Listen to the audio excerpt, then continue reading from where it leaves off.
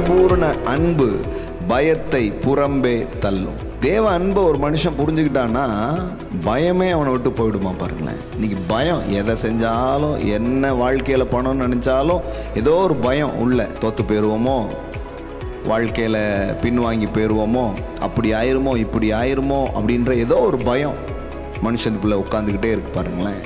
ஆனால் இங்கே வேதவசனம் சொல்லுகிறது, அன்பிலே பயம் இல்லை, பூரண அன்பு பயத்தை புறம்பே தள்ளும். There is no fear in love, but perfect love casteth out fear. Wow.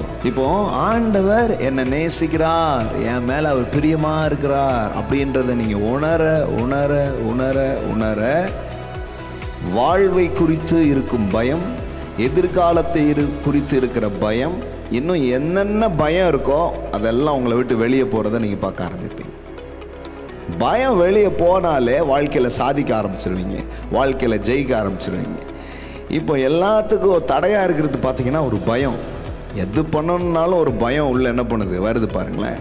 அப்போ ஒன்று ஆழமாக புரிஞ்சுக்கோங்க, God loves me, you are the beloved of God. Amen. வாயை திறந்து நீங்கள் இருக்கிற இடத்துல சொல்லுங்கள், I am a God's beloved, God loves me.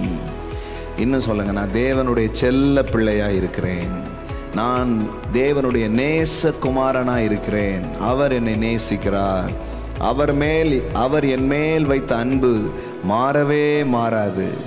ஆமென். நம்மளால நம்பவே முடியல, கடவுளுடைய அன்பு எப்படி இருக்குன்னா நம்பவே முடியாத மாதிரி இருக்கு.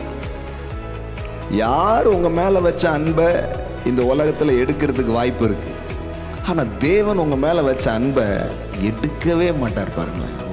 வச்சது தான்.